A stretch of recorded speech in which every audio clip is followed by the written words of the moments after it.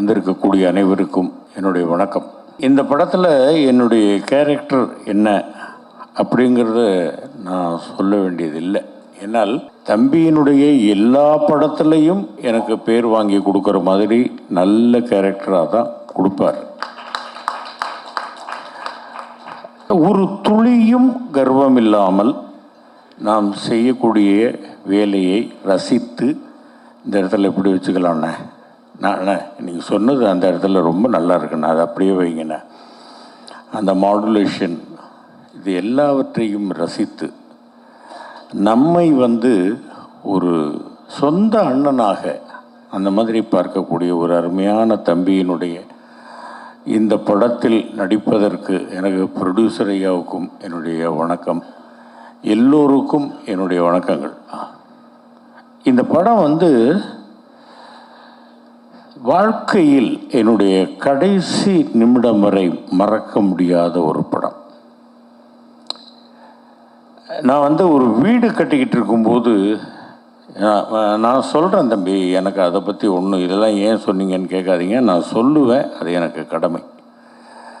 வீடு கட்டிக்கிட்டு இருக்கும்போது எனக்கு பணம் பற்றாக்குறை.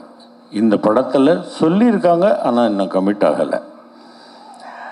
எந்த விதமான ஒரு தடையும் இல்லாமல் பேசிய அந்த சம்பளத்தில் 2/3 பங்கை உடனே எனக்கு அவருடைய சொந்த பணத்தில் இருந்து கொடுத்து, நீங்கள் வீட்டை கட்டுங்கண்ணே அப்புறம் பார்த்துக்கலாம் அப்படின்னு சொல்லி எனக்கு ஆதரவளித்தவர் தம்பி விஜய் அவர்கள்.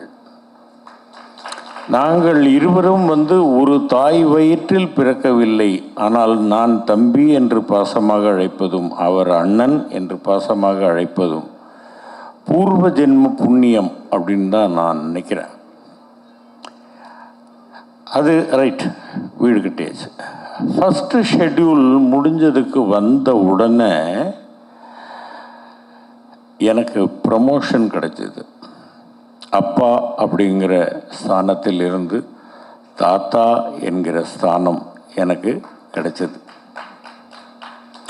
என் மகள் இந்த மாதிரி கன்சீவாக இருக்காங்க அப்படின்னு கேள்விப்பட்டோன்னே நான் தம்பிக்கிட்ட சொன்னேன், தம்பி அடுத்தடுத்து இந்த மாதிரி கூப்பிடுங்க, என் மகனுக்கும் கல்யாணம் ஆகி அவருக்கும் மனைவி கன்சீவ் ஆகி நான் மறுபடியும் ஒரு தாத்தாவாகணும்னு நான் ஆசைப்பட்றேன் அப்படின்னேன்.